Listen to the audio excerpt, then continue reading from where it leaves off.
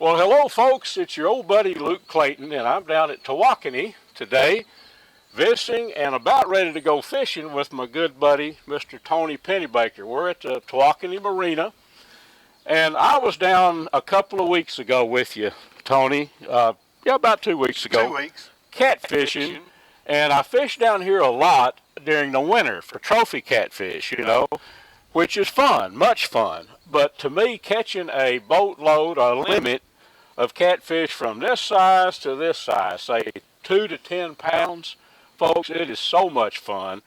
And right now, Tony, that's what's going on down here, isn't it? I mean, the bite's really strong for the eater type size fish. We'll catch it. I'm gonna get out a couple of these shad I caught this morning. And now we're fishing for eater size fish, so we don't need big bait. We're gonna cut these up. just gotta cut them in chunks there, Tony. Nice little chunks, yes. And those are fresh, very fresh, aren't they? Very fresh. I put them on ice while they were still flopping. Yep. So now, let's see the rigging here. We promised we were going to show some stuff that you do that'll help people. okay, let me get it some slack here where I can get it down here. Yep. And show you what we got here. I use a no-roll sinker, 2 and 3 ounce. That'll make sure they don't go anywhere. That'll lay flat on the bottom. Lay flat on the bottom, and I've got about an arm's length of cord out here for a leader. I use 50-pound mono for a leader. It's about 3 feet, I'd say, maybe 30 inches. I don't measure it, I just like that. And got a 5/0 hook, circle hook. Don't have to be a fancy name brand or expensive, just a cheap one there. But it's really sharp. Most hooks today are really sharp. You know, they got a technique now that really does a good job. Laser sharp, right? I put a bobber on mine. You don't have to, but I kind of like to. Fish a lot of brush with the flat weight and the bobber. It helps me pull it up when I get ready to leave and not hang brush. That's an asset. High as everything is now, you don't waste too much gear. So, with that said, let's put a piece of bait on it. Tony, tell us. Slinging them out. We'll show this. We'll actually film it, but tell us about getting a hook. Now, a lot of people, old school folks, might a J hook. You know, you set the hook. Power set it. Tell us about that. Not necessary. The fish will hit it. All you really got to do is start reeling the reel, and when you pick it up out of the rack, the hook will be set. If it's not, there's really not anything you can do about it. You just can't hook all of them. Exactly. And you know, Tony, most of our serious fishermen know this, but that circle hook is designed with just a little bit of a curve on that barb. And when the fish grabs it in his mouth and starts swimming away, that thing just threads like a corkscrew, It'll just get under his lip. And then when he puts more pressure, he hooks himself, doesn't he? It'll drill him. I call that being drilled. when I pull them up, if they're drilled, we just pick them up. You know they've got it. Yeah, we don't yet get the net on those kinds. So Tony, how deep are we fishing here? We're anchored in 6 feet of water. This is a fairly deep point for Tawakoni. I'm going to fish all the way up to 3 feet, 2.5, 3 feet, and out back to 10. So see if the fish are running it. We'll see how many we catch. There you go. If it's anything like 2 weeks ago, it'd take about 6 hours of filming to get all the action in that we do. But yeah, I'm ready to Like yesterday afternoon, it'll be real fast. gallons of fillets. Well, we're ready to go. Show us how you hook one of them. Man, on these kind, I always go right through the eyes. Right through the eye sockets on that head. Of course, it'll be different on that next piece. Here.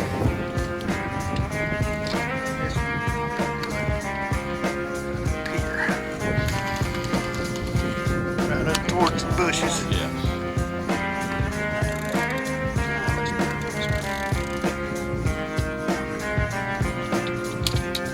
And Tony, yesterday you were telling me that you all out here, you had a bunch of fish up shallow. I mean, you could see them out here. Yeah, they were on surface feeding, hundreds of blues. And they came in, and they'd circle the boat this way. And It just came, they were like for an hour, just Wow. hundreds of them.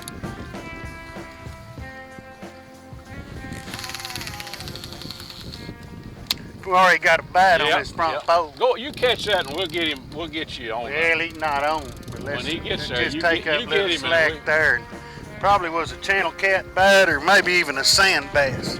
Didn't really look like a blue. That's what you learn after years and years. Here, right here, look at that. That was Is that a hit? yes. See, that's another one of those. Yeah. Could have been anything. Oh, no, this could be. There you go. This is a hook up there. You get that rascal on there. See what? He's not very big. Well, he equates to 2 fillets, though, I bet I'm not sure it's either cat. you. Yeah. Well, the bite was like Feels this. like a. It's Like a- a Quick anyway. oh no, it's a cat. Yeah. It's a heater-sized blue. Jeff, I can see 2 crispy fillets right He's there. drilled. See, we just pick him up. Mhm. And that Stick didn't take very long. Pick So, him up there and take a good look at him. boy. so this is a beautiful fish. I and mean, that's, just that's clean, best eating fish in the water here. Tony. I grew up catching channel cat. There were no blue cats up in Red River County, where I in southern Oklahoma much. Here either. And then when I discovered channel cat are great eating, but these blues, primo, you know. They're primo. I mean, Yep. the best there are. Yep. A lot of people try to hook a piece of bait too much. And I only hook them one time mostly. And that leaves a lot of hooks sticking out before you can get a good solid hook set.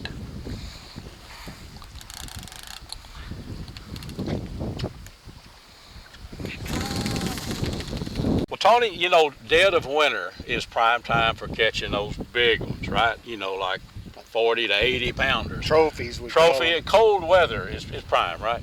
And I've Mostly. been here. I've had the opportunity, you know, for years to fish with you guys down here doing this kind of stuff. But for people that like to eat catfish, right now is in my opinion, is the very best time, because these eater blues that like we're catching right now are in here, and the bites are just fast and furious. Now those big trophy fish, you know, you don't want to kill those. You release them. Everybody does just about. But these are primo. I don't know of a better. There's a fish on there.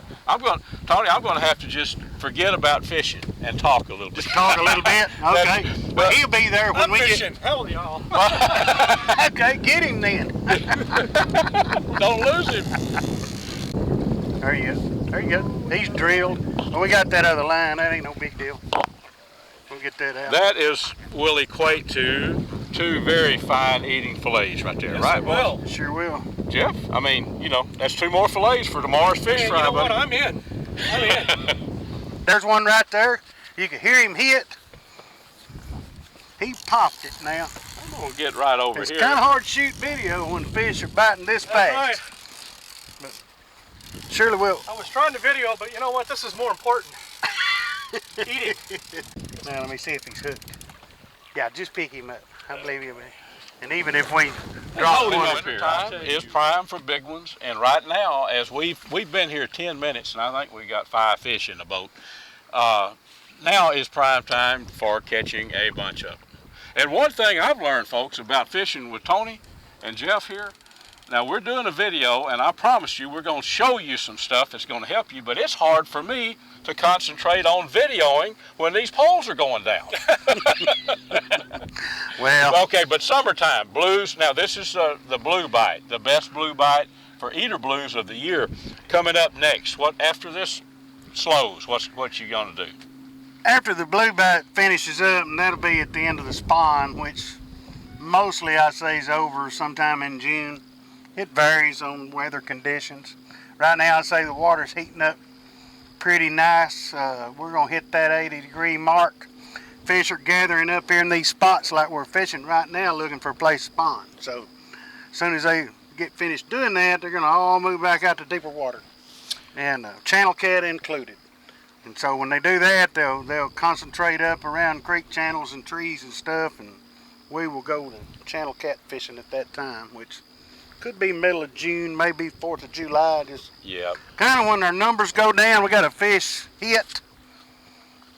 So that time when you get after the channel cat, do you bait holes with range cubes or soured grain or whatever? Throw a little grain out, little corn, range cubes, all that stuff. Yep. And usually 2 or 3 of us will fish same spot. And that's also much fun. It's a lot of fun. Oh yeah. So the numbers are good, and main thing is you can get out early, catch a limit of fish, and get back in before that sun gets to 100 degrees. Exactly. You know. Now sitting out here on a nice day like today, when a nice little breeze, it's hard to imagine, but I've been there many times, and I know you have. When it is like that, by about 11 o'clock, shade is good. Yeah. Right? Oh yeah. You'll be appreciating that ping Jeff pong at has that time. got one hook. There he goes. There he goes again. That's a good. Looks like a little bit of It's fish pretty much now. average what we're catching. Right now, that's pretty much average. And we're going to catch about that size all morning. And you can catch a 20, 30 pounder. I mean, you can catch a 50 pounder. You know, got one right here. Oh yes. Yes, it That is. looks like drilled. Like that, folks. Yeah, that's a little better fish. Yeah, But betcha. that's going to be all around the top end of the size. Yeah. Probably get a few a little bigger, but Beautiful. for eating, that's a great size for eating. Good fish. We're having a good time. Huh? Oh yeah, great time. I'm telling you, we are. You better. Oh, it's me. Jiggling around. Thing on that bar, it's going to shake. See, that's a sign of a man being totally wired for this kind of fish. Exactly. It's always a good sign. Let's target that spot again. Yeah, it's got a dirty line forming up right, Johnny. You know, guys, as an old outdoor writer for 30 years, I've been writing about the outdoors in the newspapers and all. And I for many years, I did a fishing report for a big paper. And I followed the fishing all along. I watched Tawakoni. I remember when Tawakoni was for flatheads, catfish, it was good. Always been good for channels. But I remember when they started stocking the blues in here. And it has turned into, in my opinion, Lake Texoma. Of course, it holds the record for the biggest.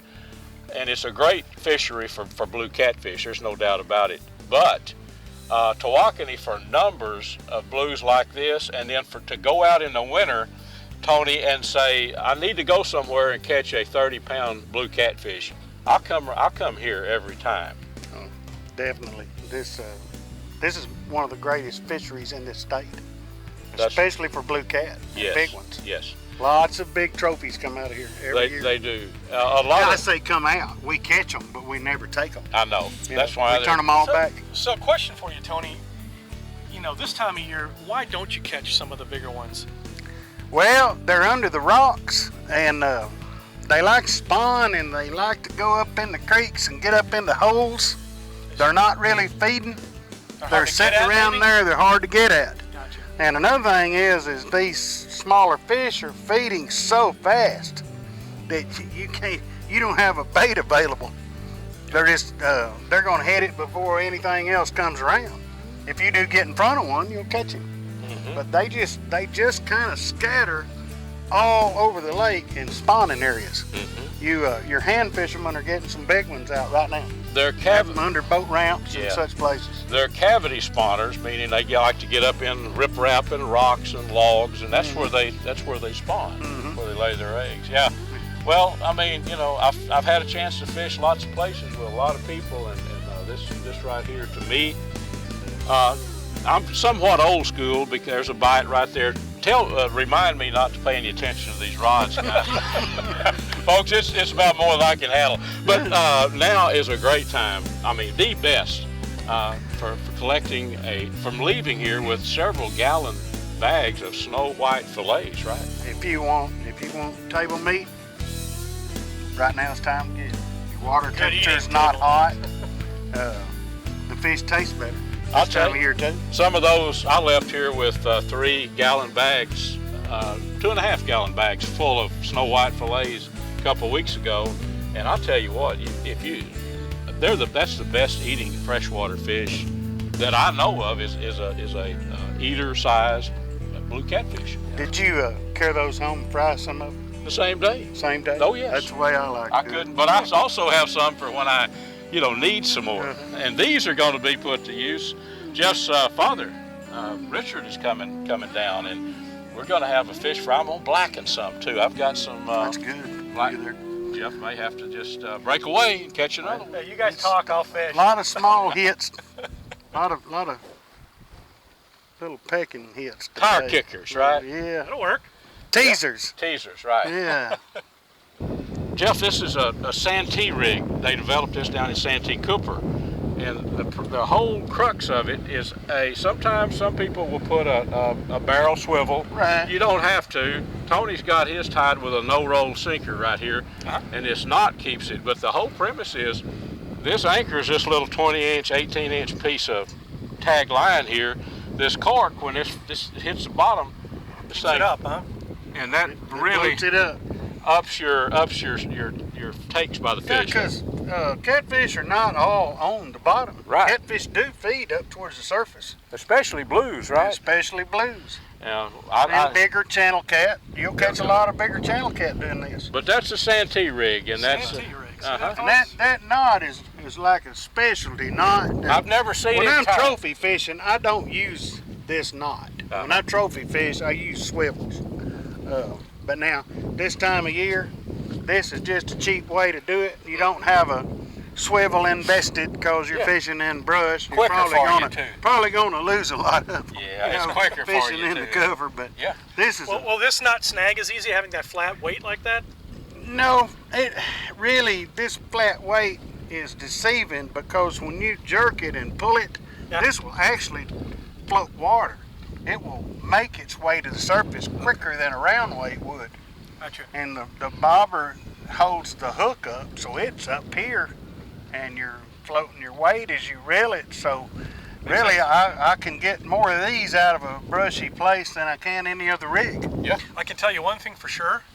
You will not catch a fish on this with it sitting right here. I promise you, that's the truth. Let's get this one back in. That huh? is the truth. Words of wisdom. We got another. Pretty fast action all morning here. Yep. Yeah, that's a dandy. I think it'll get better even as we heat up. I think Yeah, that's primo right there, buddy. There you go. You know, Tony and Jeff, I don't think many catfishermen can say that's done a lot of it. At some point in their life, they didn't get gigged by a fish. But this dorsal fin and these fins on the right there, as sharp as a needle. You got to be careful. Some people, when they're catching eater catfish, will just take a pair of pliers and snip those off. But I know when you're handling them, you handle them with pliers and you don't even touch them. But occasionally, accidents happen, don't they? That's right. I try to be real careful, and I usually handle them with pliers. But for some reason the other day, I reached in the bucket and got one with just my bare hand. I did have a glove on now, but he stuck me. Yeah. And not a big deal. I didn't have to pull it out. Just a little small stick. I went on, butchered fish, and then I noticed how bad my ring finger was swelling, which we'd like to never got the ring off. I don't know if anybody can see that, but this almost 2 weeks ago and I still can't use it. It went in right here just barely and pretty much shut my left hand down for a week. Nothing some antibiotic won't handle. But the bottom line is be careful handling them, right? Be careful Absolutely. and never why kid they me. do that. Did you see that I run? saw it. He took off, didn't he? Boy, I mean to tell you, I don't know what. On here. That one took off for the, Into the hill. He was headed up into the cove, wasn't he? he was heading for the opposite bank, I guarantee. Yeah, I guarantee he was heading off that direction right there. Oh, yes. Hey, goodness. Another one bites the dust. They got a song named Another One Bites the Dust. Yeah. All right, folks. Well, this has been a great show. This is Tony Pennebaker has been our guide out here on Lake Tawakoni. Tony, you want to give our viewing audience a little, how to get a hold of you if they want to go fish with you? Yes. I'm Tony Pennebaker. You can reach me at 903-474-3078. I operate out of the Tawakoni Marina here on Lake Tawakoni. I have a website. It's Thunder Cove Lake Tawakoni Guide on Facebook. You can also Google Tony Pennebaker. My website is Lake Tawakoni Catfish Guide. This show's been all about tips, Tony, and how to do it. Well, you saw some fish being caught. We do have we've got a couple of limits back there. But you've also pointed out some things that are just second-hand, old hat to you. But I guarantee you a lot of our friends listen and say, I remember that. I'll do that next time I go. So we really appreciate you taking the time to be with us, buddy. Yes. Hopefully it'll help somebody get a limit of fish. It will. You know it will. Thank y'all for having me on this show. Glad to have you. I'm enjoying every Thank minute. you for being part of our Everybody show. hunts with some kind of shooting optic, if you will. This happens to be a Trigicon, and happen to really like this Trigicon scope right here. It's an AccuPoint. It's got a little tritium dial back here, so there's right at the juncture of the crosshairs that are in here, there's a little, in this instance, a green spot. Helps you get on target a whole lot quicker. Helps you in terms of when there's lower light conditions. Scope, there's so much to scopes these days. We're at a point to where we've got the best optics that we've ever had in ever. And a lot of them are now, years ago you shot a 2.5, a 4 power, fixed power 6, maybe a little bit of 7 or something like that. These days most people shoot variables. They finally got the mechanics down where variables work really, really well. This happens to be a 2.5 to a 12.5. And if you'll notice, there is there's a parallax adjustment right here on this side. Now parallax, if you're using a scope that goes up to 10 power and not beyond that, you don't need to be worried about parallax at all. Parallax is essentially, a lot of people call it a focus ring. You want to set your focus back here so that whatever you're looking at, that your crosshairs are crystal clear. That's what this is for. Then when it comes to adjusting the focus beyond that, that's where you want to use it here. Most of them come with settings to where it runs anywhere from about 40 yards to infinity on this one. And what that parallax does is just aligns everything properly when you get right down to it, and it makes the focus of the animal that you're looking at very crystal clear. There are lots of different kinds of scopes available these days. There's a first focal plane and second focal plane. First focal plane, as you increase the magnification, the animal increases in size, but so does the crosshairs that are in there. It takes that crosshair that's this big and puts it down to a much smaller size. The second plane, the animal or the target you're shooting at, pretty much stays the same, or rather the reticles stay the same as you increase the magnification on it. So go to a really good dealer somewhere and have them show you some of the scopes that are there and explain to you exactly how they work, and I think you're going to be real happy when you do that. Also, these days a lot of people are doing long range shooting. Now, you can hold over, or some of them too will have an adjustable turret. This happens to have an adjustable turret as well. This one happens to be sighted in at 100 yards or 75 yards actually, and knowing what the drop is with the range card, I can adjust accordingly. A whole lot easier if you have the time than a holdover is. So I know that if I need to go with this one, if I need to go 250 yards, I click up to about the 2 figure on here. Some of them actually will have the range up here to give you an idea as to where you need to do it to. But so many different optics, so many different choices these days. 1 minute tube wise, a lot of the old scopes were all 1-inch tube. This happens to be a 30mm tube that allows for a little bit more light transmission. Now, your eye can receive a grand total of 5 millimeters of light. That means essentially that your iris will open up to a 5 millimeter to accept that light. So these days with the scopes that we have, sometimes you can get a lot more of that kind of thing. You can get it up to 7 or 8 sometimes, but you can only see 5. But what happens is, with the coatings that are being put on these lenses these days, that really also helps as far as light transmission. Buy a scope that you like. Most people now these days seem to go to the high variables from 4 to 18. In most instances, it's to me, it's a waste of money.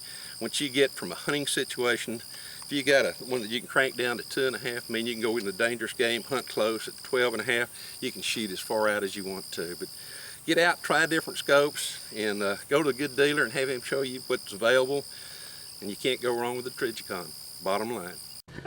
Well, folks, it's Luke Clayton, and I'm going to share with you a very, very simple recipe.